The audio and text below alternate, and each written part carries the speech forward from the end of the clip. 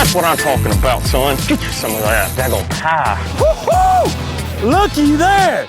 There's your bug-eyed big one right there. Getting started. We're getting started. Here's what I'm talking about. Gosh dang gorilla. Let's go, baby. Straight meat. God, look at that biggin.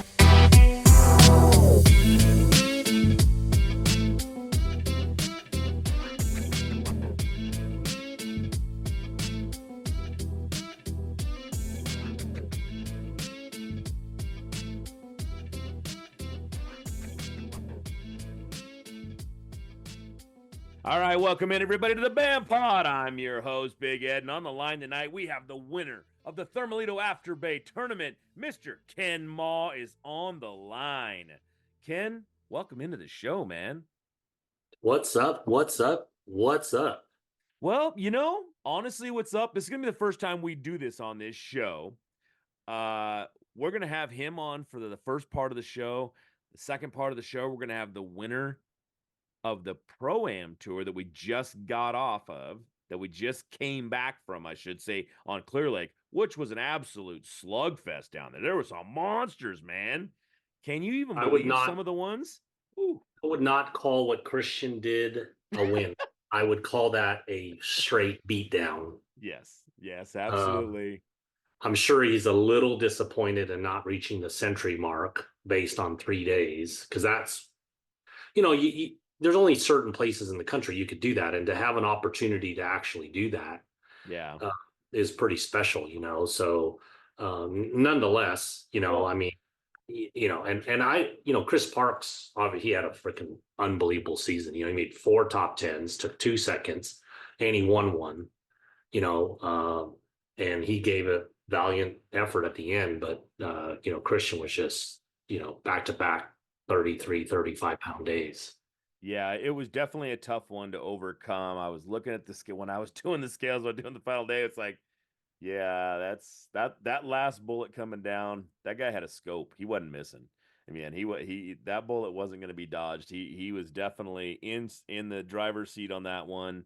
But you know, I want to talk about your domination of Thermalito After Bay, man, because you know, you kind of did the same thing, man. It wasn't quite as big, but you did it against some really top sticks out there too. You know, that the Pro Tour is nothing to play with. You know, that these guys are awesome, and you came out and you laid it on them, man. You put it on. What'd you win by, over 10 pounds? Well, yeah, I was 12. I mean, Bill Shin was in second place with 17, and I ended up weighing 29.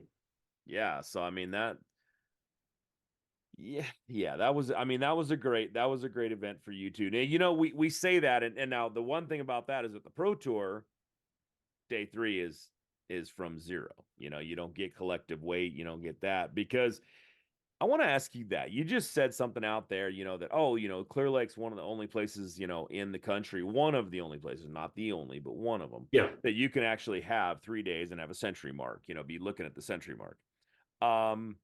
We were at an event, the Thermalito After Bay, and I've heard a lot of people talk about that place the same way. How do you feel about that body of water being able to possibly do that in the future with guys? You know, I mean, it's some big fish in there. There really are. You know, I don't, what I tell people is I don't know that lake at all, Ed. I mean, I fished 2 major tournaments on that lake. I have a total of 8 days on that body of water my entire life. You know, that's it. I mean, I don't know every nook and cranny of that place. But based on what I've seen be caught, like in the springtime, you know, there's typical 29, 30-pound bags plus that get caught in the springtime there. And obviously, you know, you can catch, you know, a bag like that in the late summer, early fall, if everything goes right. So I think that place is capable. It's such a temperamental place, much like the Delta. You know, I think it would be much more difficult. But to answer your question, I think the fish are in there. But you know, I think putting pressure on them on a smaller body of water like that with a even if it's a smaller group of Pro Tour or Super 60 anglers, I don't know that it would sustain that like Clearlake would. But I think the fish are in there. I just don't think they would cooperate for 3 days in a row. Yeah. Okay. Well, that's that's a great answer. But because this is a short segment, I'm going to lead into that right there. Let's talk about your day 1, your day 2, and then your flat out day 3, man. You had some great, just time after time after time. It was good fishing, good fishery, great angler doing it. Tell us a little bit about, let's break down Thermalito, man, and how you did it out there. Okay. So I'm a huge fan of the sport, and I think that winning any 3-day event at the professional level is one of the hardest things to do in our sport. To put it together 3 days in a row, and then in the Pro Tour, there's a varying format also going on during that event.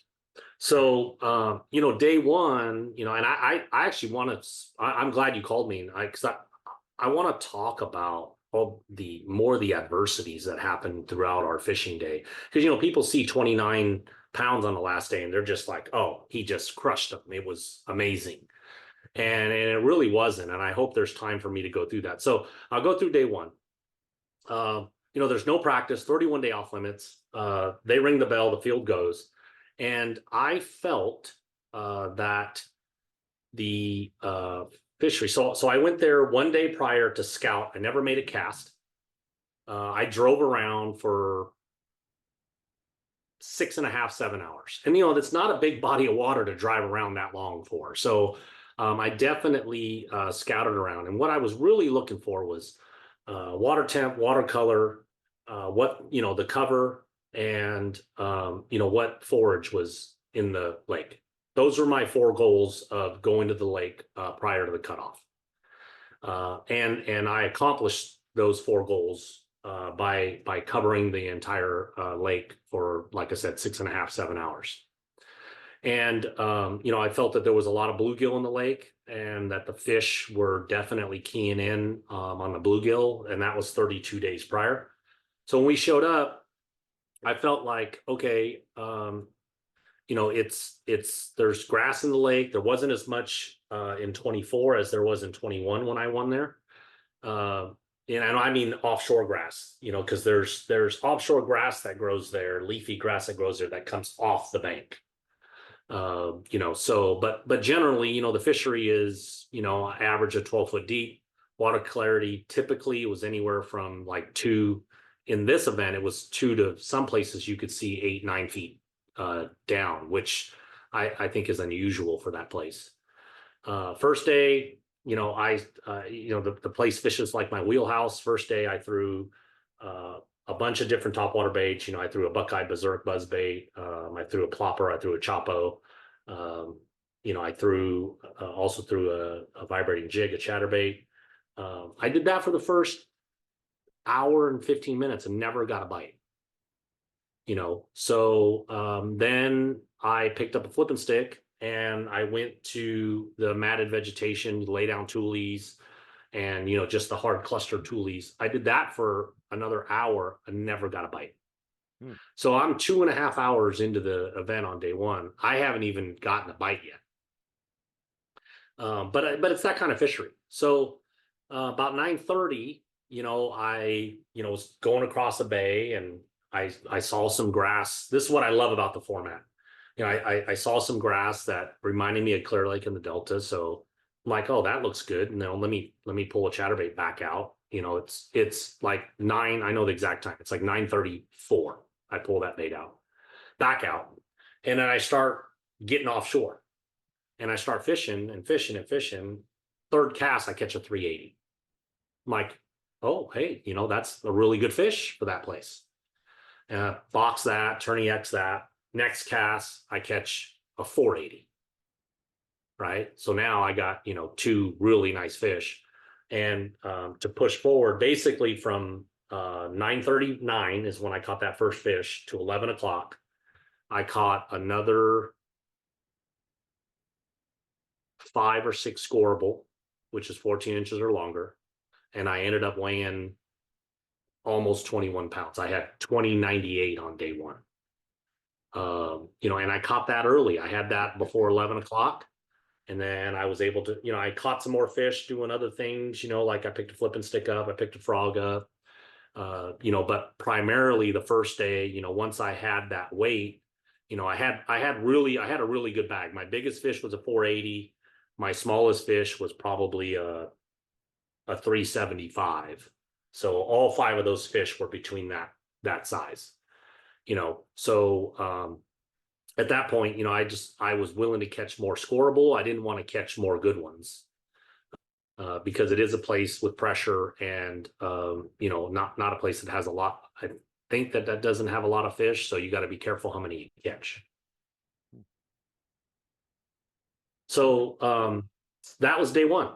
Ish was leading with like 2204. He was also leading scoreable. I think he had 11 or 12 scoreable in that range. So he was leading scoreable and he was leading weight. I think I was like 3rd in scoreables with 8, and I was 2nd in weight with 21 pounds. So both of us were sitting in really good position.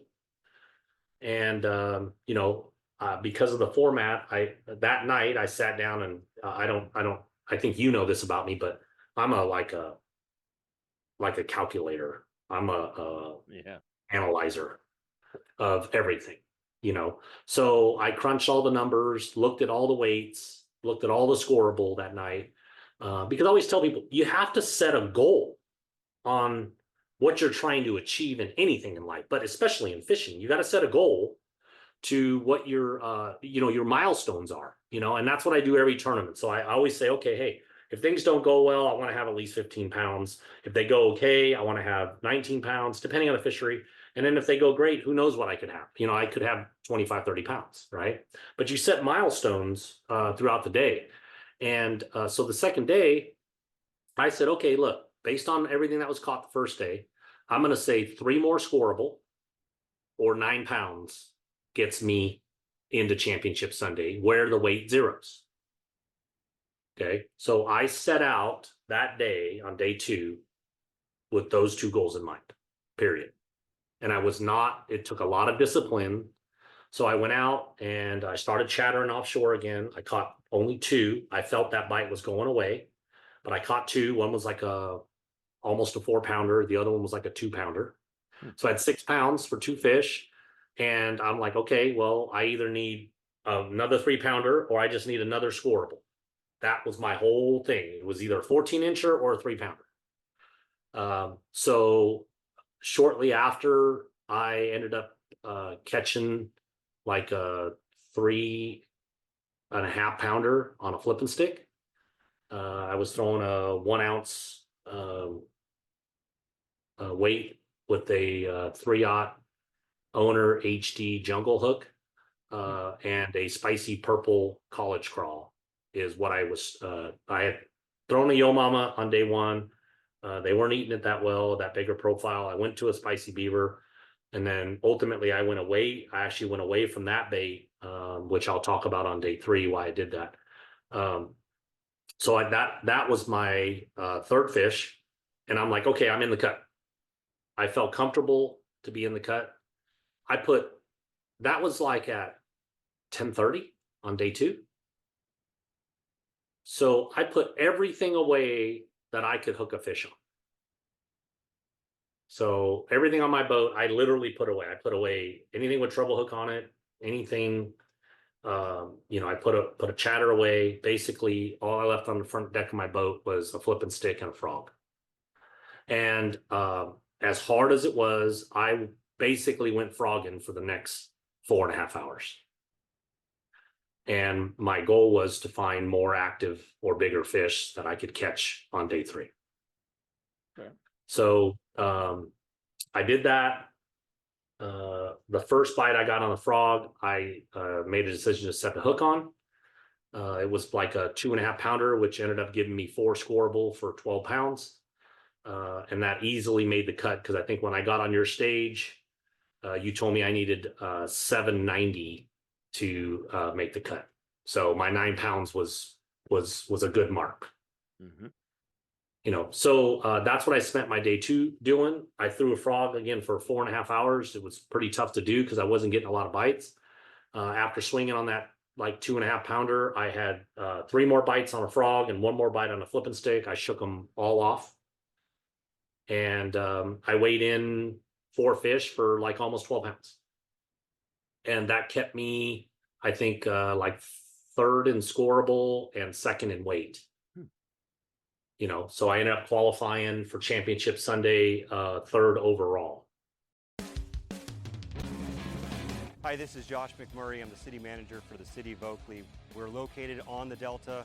We have a beautiful shoreline, and we really want to promote the city as the gateway to the Delta and showcase everything that we have to offer. We have a beautiful downtown that's expanding, brand new restaurants. What we're trying to do is build that brand to make sure that people know that you can come to Oakley and you can do everything that you want associated with the Delta, and you can still stay here, eat here, and have a good time in a very family-friendly and safe environment. You know, day 3, you know, and again, I really want to get to this and talk about all the adversity that happened. Yeah. You know, day 3, I knew the chatterbait was going away, but because I had caught 2 earlier and one was a 4-pounder, and I felt like, you know, other than, you know, Conrad had found Demekis, who won Almanor, I believe. No, he didn't win Almanor. No, he won because Colby Pearson won Almanor. Yeah, he won. Colby Pearson won. He won. Demekis won the next one. He won at Boardman. Boardman. Yeah. Yeah. So Conrad won Boardman. He had found those fish also. We were the only 2 to really find that. So we shared it on day 2. He did not make the top 10 cut. So I went out there kind of knowing it was going away, but I still wanted to keep him honest. And it's really, I always tell people, you know, you win these multi-day events with your mind. Yes, you got to prepare. Yes, you got to practice. I mean, well, in this format, you don't practice, but yes, you got to prepare and you got to analyze. But ultimately, you win by making decisions on game day. That's, you know, because what you find, whether it was the day before the tournament or the day before the tournament, or in other tournaments where you can practice, what you find in those prior days, it always changes, right? That's why it's so hard to win like a 3-day event, because it always changes. So you make decisions when it counts, and that's the difference. So on day 1, I kept him honest with the chatter. I threw it for about 40 minutes, Ed, and I did not have a single bite on it. Wow. My gut was like, this is not going to happen. So at 8, let's see, 7, yeah, but at about 8:05, I picked up a flipping stick, and I never put it down the rest of the day. Like, I didn't make another cast with another bait the rest of the day. Well, I'm sorry, I did make a few casts with a frog, you know, but I didn't catch any that mattered on the 3rd day. So on the when I pick up flipping stick at about 8 o'clock, you know, I'm flipping like not 20 minutes, and I catch my first fish. It's like a 270, and I'm like, okay, so that's good, you know. And you know, I think I talked about it on stage. You know, there's just no way that I do as well as I do in this event and win this event without power poles. You know, most of the field, including me, were fishing, you know, heavily matted, lay down toolies around, you know, toolie berms. And in my opinion, you know, I like to punch a lot and a lot of different vegetation, but in my opinion, that scenario where you have toolies that are taller than you are out of the water, and you're flipping pretty far back in some of this stuff, and then there's lay down toolies that are matted in between them. It's one of the hardest situations for you to hook, fight, and land fish. In a punching scenario. You know, It's really difficult. I think if you do everything right, and what I mean is your rod's right, your line's right, your reel's right, your bait's right, your body positioning, your hook set, you do everything right, like just absolutely everything right every time. I think in this situation, if you land 70% of them, you're having a stellar day. So, in order to catch 7 of them, you got to get 10 bites. And if you do anything wrong, you're out of position, your boat drifts forward. What happens is you present a bait and your boat's drifting, right? It's moving forward a little bit. And when you present that bait and your boat moves forward 5 feet, well, now what happens is your line is behind you 5 feet. Well, now when you get bit and you set the hook, well, your line's behind you. So your line has to come through all of that. And now you're pulling the fish toward the back of your boat before you can actually pull it toward you. And that scenario turns that 70%, in my opinion, it turns that 70% land rate into 50. So now you need 10 bites to boat 5. So putting the power poles down, making the right cast almost down a lane, so to speak, and staying straight in line with where I present that bait upon setting the hook was critical in me landing, I guess, more fish than my competitors. Yeah, so it was a big deal. Well, and you said that on stage too. When you got up there, we talked to you a little bit after the win on there, and you said that same exact thing. And I think there was so many people that were standing in front of you that I saw their face and just how much you thought that through and how you position your boat. And I've only heard a couple guys ever talk like that, and there's some legends of the sport, which out here on the West Coast, I definitely put you in that box. But it's one of those things that this keeps coming back into my mind too, and I wanted to ask you about this. I believe it was last year I talked to you after you won the event, the Wild West event there, the Apex event on this body of water on Thermalito. Okay. And you said, you were doing, and this is the part that I'm trying to remember, but I believe it was weight. It was your weight, and you said they wouldn't eat unless it was presented right straight at them, and it had to be faster. So you went up in weight compared to that on this one. Yes. Did you have that same today? Because on that same event when you were on this event as you did last year, like a full year later, was that already in your head that, I had to go faster when I was presenting the bait and now I'm not? And then you talked about switching baits, switching colors. What happened on that? Great question. So in 21, when I won there, it was a different scenario. Those fish there was a lot more offshore grass. Okay. And there was probably 70% more offshore grass in 21 than there was in 24. So those fish I caught out of the grass. That grass was growing in anywhere from 6 to 8 feet of water offshore. And Joe Uribe and I were sharing the area. Joe came to me after day 2 and said, dude, one of us can win this tournament. The fish are there to win. So he knew they were there too. And we were both basically throwing a 1 ouncer because the cover then in 21, you could have got through that cover with a 3/4 ouncer. You didn't need a 1 ounce bait.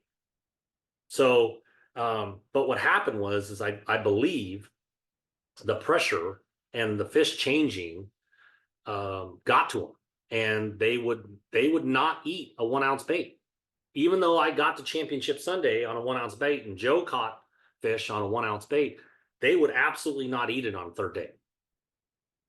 So going through those progressions, going to 1 1/4 ounce, 1.5 ounces, and an 1 3/4 ounces, that is from experience. To answer your question, I've had that happen like on the Delta and Clearlake before. Okay. And really what it is what I do is I know the fish are there. I can feel them, and so to speak. Like everything was setting up like, dude, I know these fish are here. They're just not biting. So then I went to 1 1/4 ounces and I got a bite, but he didn't eat it. And then I went to 1.5 ounces, and then I finally caught my second fish. And then the light went on. I'm like, okay, these fish are still sitting here what I need to do is, so when you go to from an ounce to an ounce and a half, that bait is falling. The rate of fall is what I always talk about, right? Anytime you're flipping anything, I don't care if it could be a weightless Cinco, it could be a 2-ounce weight, right? Everything in between a weightless Cinco and a 2-ounce weight. To me, it's all about rate of fall. Okay. It's all about rate of fall. And the fish in 21 wanted that faster rate of fall because they were getting too good a look at a 1-ounce bait. They've seen it, they were pressured, but that ounce and a halfer that was going by them, it was a reactionary deal. Okay. Okay. This year, I caught them out of the toolies on the last day, and it was less of a reactionary deal. So to talk through my progressions really quick, I love a college crawl. I love the spicy purple color. The college crawl has a thinner body than what I ultimately went to. And what was happening was when I was pitching that college crawl with a 1-ouncer back behind the toolies, because of the thinner body, the hook would start coming out it would come out too easily out of that thinner body. So I wanted a chunkier bait that was small to hold my 3-aught punch hook. So I ended up going to a crawl father in Candy Crest because I still felt like the fish were eating bluegills, right? So I made that change on the 3rd day. And then what was really key was I figured out the retrieve that they wanted that day. And basically, like I said on stage, I would throw the 1-ouncer in there, line everything up, let it hit the bottom. I would pick the bait up about 8 to 10 inches off the bottom, and I would just lightly shake it in place.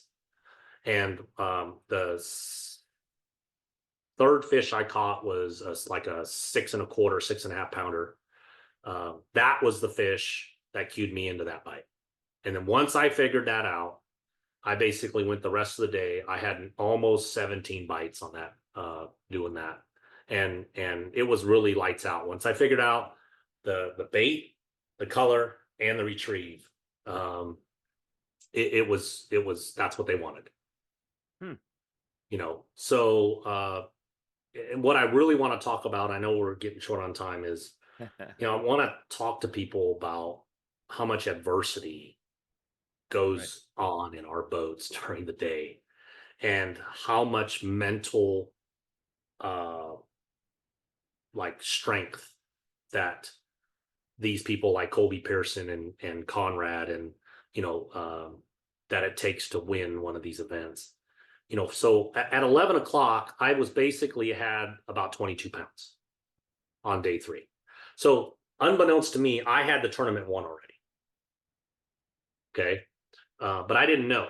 And at the time, I still had 2 like 3-pound fish in the boat. And I said to myself, I cannot live with weighing those 2 3-pounders. And if I lose by a pound, I can't, that's not acceptable to me. That's what I kept saying to myself. Okay. And then from 11 o'clock, which I already had tournament won, I did not know, from 11 to 1:30, it was the most frustrating, wheels falling off the bus, 3.5 hours, that like top 5 I ever had, because I was generating the bites. I was missing them. They were missing me. I was losing them.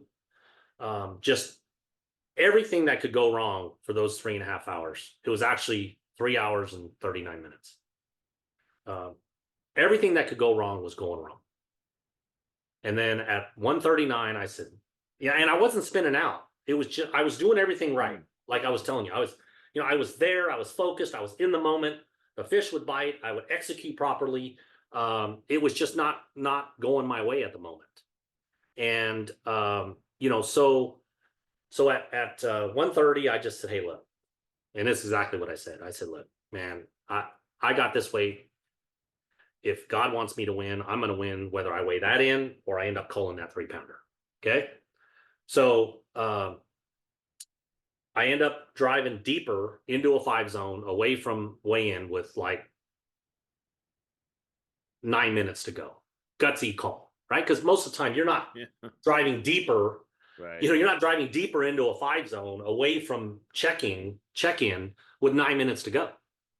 Okay, but I did that because I felt like it was my best chance. So I did that. got around a berm that I had during that 3 hour span that I had lost one that I estimate in the 4 pound class and another one that I never saw. I got there and I kind of buzzed around it real quick. And with like 3 or 4 minutes left to go, I made the right presentation on the right place. It was the only fish of the day that I had eat on the drop. And what I mean is when my bait was falling. Okay. It was the only fish I had eat on the drop. And I threw it in there and I set the hook. I thought it was a 4 pounder. I'm like, that's the one. I need that fish. I'm fighting it. I'm kind of it's so deep in the stuff. There's no way I can pull it out. Right. So I trolling motor in and I start hand lining and I'm letting the fish swim. I start hand lining and I get my hands on the head of this fish and I'm like, oh my God. Right. I'm like, holy moly. I go, please do not come off because I don't have my hands on her yet. And I finally get my hands on her and my line is like, I mean, it's just everywhere. There's no way I'm pulling that fish out. And I boat that fish and it ends up being almost a 7 pounder. Hmm. Wow. So, and for me, it's just, like I said, it's such a mental game. I just felt for those 3.5 hours that it was slipping away. And to make that kind of decision, to make that decision, that presentation, and that execution in that moment, it's like what I said on stage. It's absolutely what I chase in this sport. I mean, there's no better feeling than being one decision, one execution, one presentation away from winning a big tournament like this. I mean, there's nothing better.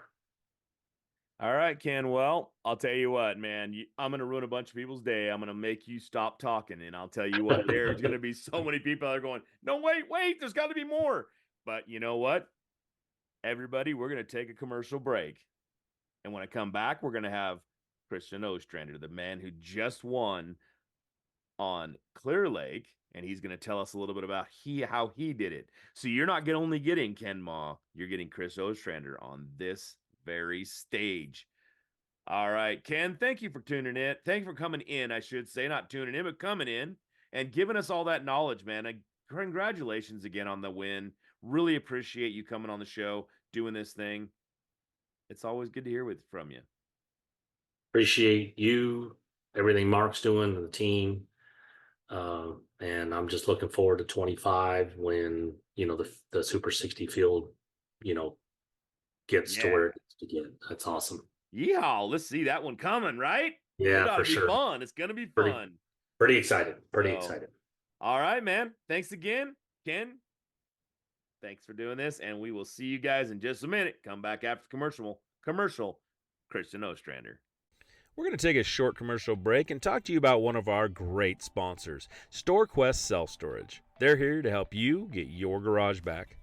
As an outdoor enthusiast, you have gear, lots of expensive gear, equipment, boats, trailers, and vehicles, probably all stored in your garage.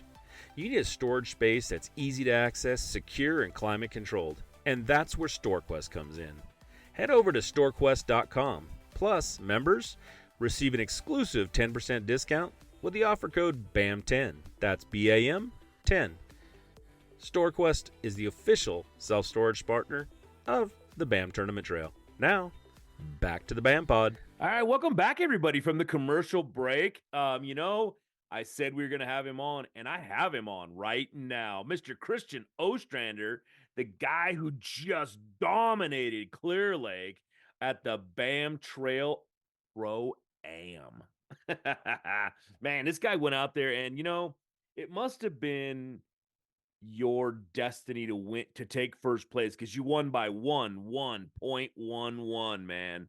You had to be first. Dang Christian, welcome into the show, man. What's going on, man? I'm happy to be here. Oh, it's been a great couple weeks going on here. It has to feel good. Now, I asked you on the stage about this, and you kind of didn't say that it mattered that much to you, but I do wonder now. You missed the century mark by 6 pounds and 44 ounces. That's it, dude. Tell us a little, Yeah. was that ever in the back of your mind? I mean, I know there's a lot of people out there going, dude, he almost had 3 days of fishing for over 100 pounds, and you were right there. Ever Yeah, cross your it mind? would have been it would have been kind of hard to do, I definitely had the spots to do it. The first 2 days, my co-anglers did not catch any fish, and I told them that before going into it. It was going to be really, really hard because I was around deep water, and the rocks were literally the size of a boat apiece. The two piles that were the juice, and I mean, what was I going to do? Have them catch all the toads to have them cast over right next to my line?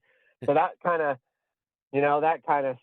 sucked a little bit, and for them, I felt really bad. But the third day, once I caught them 25 pounds, I told my hey, fire in there with me, and he caught two really big ones. He caught two like 7.5. Okay, so I had Wow. 2 4s, so that would be an extra 7 pounds. So it could have happened if I would have caught him.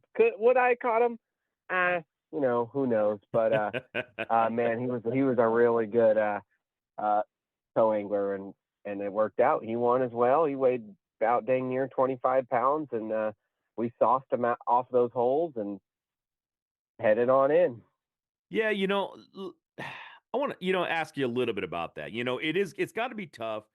And I don't want people to think, in a negative manner when you go out there, though. But when you've got spots that are as hot as what you're fishing, you're fishing for the win. You're out there fishing against some of the best sticks in the country, but only on the West Coast, right? So these guys are really good. You can't give in. So yeah, it probably sucks that your co-anglers didn't catch anything on day 1, day 2, but you know, not sharing the water that you're called the juice, that's where you had to be. How does that make you? Was there ever a point when you're just like, you know what, maybe I'll let them make 1 or 2 casts up in there? You know what? That was the first 2 days, right? And I had Right. 2 really cool codes. I've drawn them both, and when I told them this in the beginning, they completely understood. They did, and once I was whacking giant ones, they didn't even want to throw in the hole. They wanted to see me win this tournament. Some other co-anglers would have gotten really, jealous or mad or whatever. And was like, come on, let me get in there, whatever, yada, yada. But these guys, they were so pumped up. I mean, the first 2 days I had over 30 pounds both days. Wow. So they were just like, catch another big one. They were juiced. They were ready with the net. So it didn't, those 2 guys were super cool. And both those guys have done really well as co-anglers. So, it was, I put the time in with the boat, running around Clearlake, almost burning a full tank of gas every day in practice, and found that water while, maybe they were at home hanging out, Right. waiting to get up to Clearlake. So I put in the work. I get to make the cast. I put the Nice. gas in the boat. We rolling up. Yeah. So Well, and that is really part of it, right? It's the fact that you go out, you do the work, you find the fish, you find the areas, you find what you're looking for, and a guy comes along and says, "Hey, I'm going to be your partner today, jumping in the back and going out there," right? Not your partner, but I'm going to be your exactly. co-angler. Um, and I think that's part of what we've talked about in the past with, having good pros and having good co's out there. And I feel like we have some really exceptional co-anglers on the BAM trail itself. And, they've done really well. I mean, Mark White did great out there. He got his fish and he won his side of it. And, but to watch you do that 3 days in a row, that's got to be tough, man. Is there any, and I told you before, don't give away any secrets, but what were you kind of doing? And you talked about these 2 rock piles out there. Was there a positioning you had to make? Was there a that certain something special that made them bite? Or was it just like, you know what, chuck it out and throw it, and they were just chewing?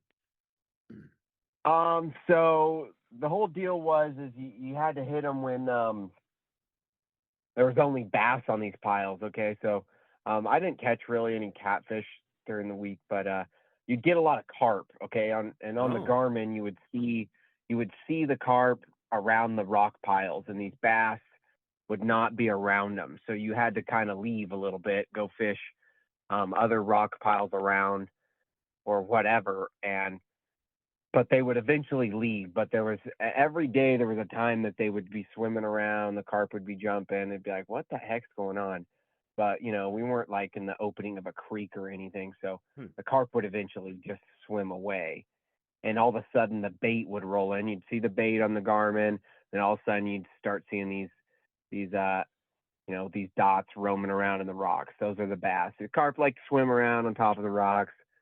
You kind of really notice them. You kind of see you could almost see their fins on the Garmin. So it's like, okay, those are carp. They're not bass. Even a big 10-pound bass, you don't see their tail swimming around in the back. So yeah, that would kind of go down. And the first morning started off tough, and an hour and a half into it, I caught my first fish was that big fish, that 1090. Yeah. I'm like, okay, I in practice, I caught some big fish off these piles, so I know there's fish around. Did I think I was going to catch 35 pounds? No. But, I thought I could pick. I was actually down south. My plan was in the tournament, 2 hours down south, maybe 3 if I'm whacking them, obviously stay, but I didn't think I was going to be whacking them like that. Right. The plan was to send it up north and fish north the rest of the day. But I was able to stay down south all 3 days, the whole entire time fishing, and sit on those rock piles. Day 2 started off decent. I caught 2 4s, going an LV, and then it died for hours and hours. Wow. And I was very panicked. I was wanting to run up north or run and hit Henderson, catch a couple fish, and weigh a average bag. But and I started running. I already passed about dang near mid lake. I stopped on like shag or something for a second, and I said, what am I doing? Those big ones are down there. There's tons of other places that they're roaming on as well. And Chris Parks was down there as well. So he's whacking them too. So there's a lot of big ones down there. So I turned the boat around, whipped it down there. It was 11 o'clock. I had 2 fish, 2 4-pounders. First or second cast on the rock, I catch this is day 2. I catch another 10-pounder. Wow. So that was killer. And a couple casts later, I caught like a really high 7-pound. It was almost an 8-pounder. So and caught like another 5-pounder. So it weighed 32. So it was all about really kind of rotating it and keeping confidence and knowing that hopefully they roll up. In my mind, I knew they were going to, but a lot of people would have gave up on it and went and did something else. I was gonna say, how much did you? I guess the easiest way to say, how bad did it freak you out when you did leave that spot the first time, and like, man, what am I gonna do if I go back and someone's just camped on it? Like, did that cross your mind when you were out searching other places too? Like, I got to get back here because somebody may find it. Actually, day 2, when I was hopping these piles, there was a guy fishing the Tules, saw me out there on one of them, and he was all of a sudden now on top of it, and you could kind of tell he didn't have an idea what was going on with it. He wasn't in the tournament or nothing, but he was still sitting on it and casting around, and so I just said, heck with it, we got to go. We just got to get out of here. Let's let this guy pass. And that's what happened. Is actually I rolled up back. He was back fishing the Tules, and I rolled up on that pile that he just must have got off of 10, 15, 20 minutes and caught that 10-pounder. Wow. I mean, that's got to be, that's the tough part about these tournaments. Clearlake is a lake that gets hit pretty hard. And I said that on the stage when we were up there. It's like, this thing is a lake that is not underfished by any stretch of the imagination. There are usually tournaments out here almost every weekend, some big, some small, and there are guys just regularly fishing out there. I shouldn't say guys, people out there regularly fishing on a consistent basis. This lake gets hammered. And you were still able to go out there and get that kind of fish, man. That really shows just how great this lake is, and it's a great place to fish. Is this one of your favorite waters in all of California? Tell a new fish story with Garmin EchoMap Ultra 2 chart plotters in 10 and 12-inch models featuring traditional clear view, side view sonar. Heard about Garmin's live scope, live scanning sonar? EchoMap Ultra 2 is compatible with that also. You can even capture your favorite and best fish catches with the new screen recording feature. What more could you want? How about built-in Garmin Navionics, inland and coastal mapping? Wireless networking? Check and check. EchoMap Ultra 2. Check it out at Garmin.com or shop your local Garmin dealer. Oh yeah, Clearlake is definitely one of my favorites for sure. You got the Delta and Clearlake and two best fisheries out here. So definitely Clearlake is it. This is I've actually done I fished a lot of pro-ams. I've done really bad in pro-ams up here in the past, but this is my third big pro-am win on Clearlake. So super pumped.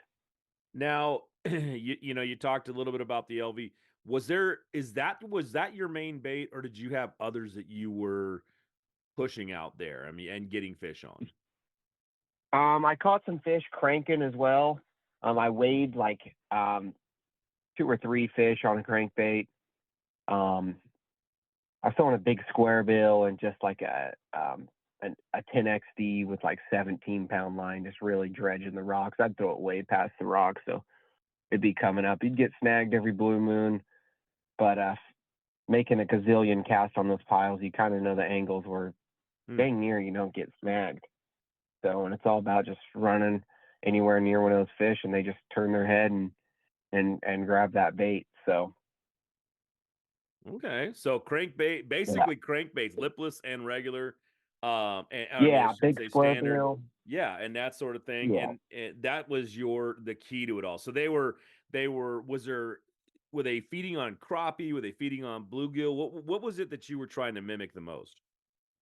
You know what? So you can kind of see the bait on the Garmin. A lot of the lakes got a lot of small shad. Yeah. Right now, and you get in some areas and you see the bait and on the surface and it's a little bigger, like 3-4 inches long. That's quite a bit bigger, maybe 5. And these fish in the live well, when I'd go to Cole, man, they would be spitting up just really big shad. So maybe down in the south end of the lake, the shad was just a whole heck of a lot bigger, and these fish were huge. I mean, these fish look like pre-spawn fish. They're gorged. Yeah. So. Yeah, I definitely saw some of the bellies coming off of some of those fish out there when you're holding them up. They were pretty full up. Yeah, so maybe that's you know what, and these Clearlake fish aren't the smartest fish in the world. So you know what, I think when you get a rock pile and you get 20 fish sitting on it or what, yada, I think that these fish just start rolling in. They want to all hang out with each other. So, I mean, there was new fish rolling up on these spots. I mean, every hour. I mean, but there was times I'd roll up and you don't catch nothing, you don't see anything, and then all of a sudden, 30 minutes later, there's 20 dots roaming around in the rocks, and you're gonna get bit. So it was a very, very violent bite too. They would knock that LV so hard, and most of them was on the fall. You'd rip that LV up, and they would just thump it so hard, just like a freaking Senko bite out there. I mean, they would thump that thing so hard, which was very odd though, is when that would happen. I mean, you'd end up foul hooking a few of them still, like in the side of the head. It would be really odd because it'd be slack line and they would thump that thing so hard, and you go to lift up and they they'd still get it in the side of the face, so you'd have to play them. You couldn't pull too hard on them just in case if they were foul hooked, you might just rip it right out of the side of their face or something. So I had to play them real easy. I had a couple other really big fish that would there was 2 of them day one when I weighed that really big bag. I mean, I was only catching bass on these. I wasn't catching carp. I wasn't, catching carp or catfish or nothing. So I knew they were bass. And man, they would just drag me around and they'd get me stuck under the rocks and there was nothing I could do. I even would push the bail open, let a bunch of line out, and they would break me off. There was nothing I could even do about it. I would put barely any pressure and lose some fish too doing that. So very bizarre, but man, that LV is one heck of a Clearlake bait. Everyone knows that. You go out, you throw an LV 500. So yeah. Is that something that you found to be in the fall, or is that pretty much any time of the year up there? You know what? You could catch a bass on an LV at Clearlake all throughout the entire year. I don't care what anyone says, but it's definitely an unreal wintertime bait. Really cold water. Works incredibly good in the spring, and obviously in the fall, everyone was like, "Man, I don't think it was 100 degrees out there." Everyone's like, "Man, the LV bite already?" Yeah. It's the best bait on Clearlake, period. So, yeah, and I was going to ask you that is, it was not the traditional fall that you think about, 65-degree weather is a high, early morning 40s, that sort of thing. It was hot out there, man. It was definitely not the traditional October California weather, right? It was hot. I mean, it was, how did you, I know that you fish out there a lot. So how do you just think that that's coming on? Is it just like, you know what, it should be coming soon, so I'm throwing that LV out there, and if I start getting hit with it, it's great. But if, is there something you switch to if it's not going great? absolutely. I threw a jig, quite a bit as well. I had a few good bites on a jig. I'd swim off with it and I'd set up on them, and I wouldn't catch them for some reason. But that, the crankbait, threw a little underspin around. There's not, a good. There is in a way, but stick to the basic stuff of Clearlake. You don't got to get too crazy with it. And definitely, I had like 8 or 9 rods on the deck. So, but that LV actually came through those rocks quite well once you figured out the cast. I did lose probably 15, 20 LVs in 3 days. Ouch! But that's a million casts, so you're gonna lose them. So had a bunch of baits ready to rock, brand new fresh hooks on them, and it sounds to me like you pretty much had that thought out. Like that's what this LV bite should be pretty much on. So to pack that many around and have them going, or is that something you just keep in the boat all the time? 35, 40 of them. And I had to go to the tackle shop quite a bit. I had to stock up and blow a lot of money on these LVs. So I might have had 9 or 10, and I went to town and bought as many as I could, because if you run out, then what are you gonna do? Yeah, so, either figure it out or not catch 35 pounds a day, right? So that really wasn't an option for you. So it seemed like you had them. Yeah. Was there anything out there like other than you're talking about the rock piles, and that's obviously that was the key to it. Was it rock piles with grass around it? Where were these fish? You said these fish were reloading. Where were they coming from? I mean, were they just kind of hanging out in the local? The guys were fishing the tules and the grass. And was there grass out there that they were coming out of and working up on this? And what do you think brings them to those rock piles like that? They could definitely just hide right behind the side of it. And, the first day it was blowing pretty good. And there's so much bait in Clearlake right now. So you get that wind going, and, that bait just swims out in the middle. There's some bait on the bank and whatever, but, get that wind coming, and they sit right on the back side of them rocks, and that bait just, flowing over them rocks, and they're gonna snap on it. And where are the fish coming from? These Clear Lake fish. Everyone says that they don't move around, whatever. These Clear Lake fish, bass, in my mind, they're like salmon. They swim. Right. They swim. I will promise you that these fish out here on Clear Lake, you release them down in Lakeport there, and you caught those fish down south, and they want to go back down south. I bet you in less than a week and a half, they're back down south. That's just the way it works. These fish know everything about this lake. They know down in redbud. They know down in rattlesnake. They've been everywhere. A nice 5-pounder's been around for a few years. I guarantee you it's made a lap around this dang lake. So they just swim around. They know it. They knew about them rock piles. They know that, maybe the bait was pushing up harder on those than the rest of the rock piles are in that area. So they were all just kind of moving into that area. So. Okay. Yeah. I mean, that's something you don't hear from a lot of guys, talking about, you see this body of water, and it is one that is so fish. I said it earlier. It's like, it's just hit so hard, and it still produces fish. I mean, there's not a ton of fish. I mean, probably saw a few scars on a few of the fish, but those were fresh fish still coming in. They're healthy. Yeah, They're healthy. It was crazy. It was crazy to see that. We've got about 10 more minutes here, and I want to ask you a little bit about the BAM trail. You decided to come out and fish this thing on Clear Lake. You decided to come over and do that. What'd you think, man? What'd you think of the BAM trail and how it's going? It was awesome, man.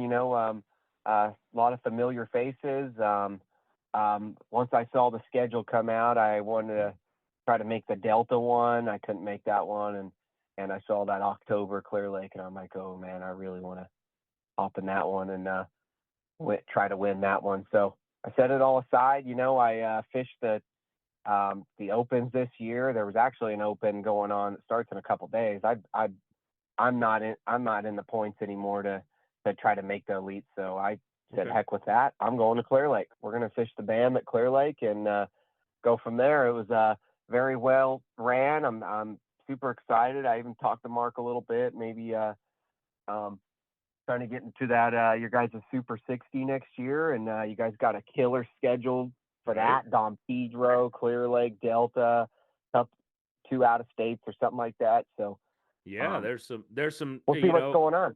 Yeah, with the Super 60 coming up, and I was going to ask you. You told me earlier that you've been fishing the Bass Opens. That's a lot of travel. That's a lot of moving around. That's a lot of spending some gas money. What do you think about being here on the West Coast and now having someplace where you can come fish and be home, man? Exactly. I still, we definitely got to have a good circuit out here, and we're building that up pretty quick. Mark and you guys, it's nice to be able to come home. I'll still definitely fish the opens. I just, I got a really good partner lets me come home and use his boat. So he already told me I could use it for next year. It's pretty easy hopping on a plane, got an extra set of rods, got another boat, and hopping to the Super 60. So we'll see what's going on. Man, living the good life right there, Yeah, that's what I did this year, man. Thankfully, I got someone who'll let me use their boat, because trying to drive back home, no, that's not going to work. It's a long drive, and it puts a lot of pressure on you, and trying to perform when you're moving, West Coast, East Coast, West Coast, Central, all this stuff. That's a lot of moving around and a lot of stuff. And if it makes it easy, you could just jump on a plane and do it in an hour and a half or 2 hours, man. That's a heck of a lot of difference right there. Exactly. And, definitely being prepared. I learned so much this year going back east, and I've had a couple really good young sticks I got to travel with. Andrew Loberg, who's lived around Sacramento area. He's going to make the elites. He's going to make the elites this week. He's going to fish the Bass Open, and he's in. He's going to make the elites. Emil Wagner, Buddy Benson, these kids back east. I've learned so much just going back there. And, I got my butt kicked pretty dang good. The first part of the year, first 3 events were killer.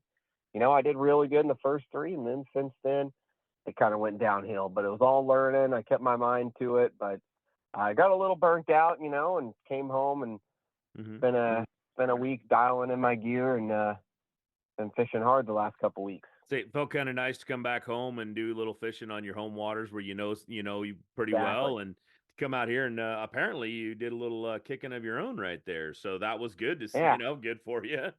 Writes Exactly. a little bit in the soul, right? Makes it good. Exactly. I got a special little spot for that trophy, man. That's one heck of a trophy. So. I would say that's a nice trophy right there. Good, you're gonna have to build on a own little section in your trophy cases there. Exactly. I love on these shows when you guys come on here and when people are listening all across the country. You've been fishing the Bass Opens now. People are looking for you. Why don't you take a little bit of time here? Tell us a little bit about yourself and how people can follow you and watch you all over the country right now, man. Absolutely. You guys could look me up Instagram or Facebook, just Christian Ostrander Fishing. And I kind of had a funky year, didn't really post much. Last year I posted a bunch, but I just had a little funny of a year. Just didn't really get too involved with posting. I really need to jump onto that. I guided still a bunch this year on the Delta, a little bit of Clearlake. Being able to fly home and use my buddy's boat. So that's what I'm doing for the next 3 months. So if anyone wants to get out with me, whether it's Clearlake or the Delta, I'm planning on doing a lot of Pedro the next couple months, maybe some Berryessa. Like I said, I guide a bunch, whether you want to learn your electronics, your mapping, your side scan, or really understand that Garmin, or just help set up your boat. Just give me a call and we'll get out there next couple months. Fishing's going to be really good. It's going to get a little chilly. It's a perfect time to go out and lean on some fish. All right, man. It's always great to hear when a guy comes out here and does as well as you did, and then to give it up like that. Everybody out there, if you're listening, Christian, I can't say he's an open book for everything he does because guy's got to have something to keep, but he dropped a bunch of knowledge on you right there, ways to go out and do that. And I'll tell you what, if you are looking for a good guide service, you want to go out and you want to catch some of these fish, this is a guy that can put you on them. So, pay attention to it and hook up with him and get out there. But Christian, I want to say right now, just thank you, man, and congratulations again. I hope we see you come out and be able to fish the Super 60. I think it'd be great to see you out there on that tour and get you to come across my stage a few times. And it'd be great to see you out there. You're a heck of a competitor, and I'd love to see that. Absolutely, I appreciate it so much. Thanks for having me on. We're gonna be sitting down next year, hopefully doing this a few more times. You win them, and you're on, dude. It's simple as that. Awesome. All right. Well, hey, yeah, everybody, thanks for tuning in. I hope you enjoyed this show. It's the first time I've kind of done it this way. I have a few more planned. We've got some Angler of the Year guys that are going to be coming on the next in couple weeks. They'll be coming on, and we're gonna really work into some of the BAM stuff that's been going on and keep you informed. And with the Super 60 ramping up, I got some good stuff coming, man. This show's going to get a little different. We're kind of we're going to focus a lot on some of the local stuff around here and then grab some guys from back east again and talk some of the pros out there. So, as always, it was a great show, and thanks for tuning in a couple weeks, man. I got another one planned, so tune back in. See y'all on the next one. Thanks.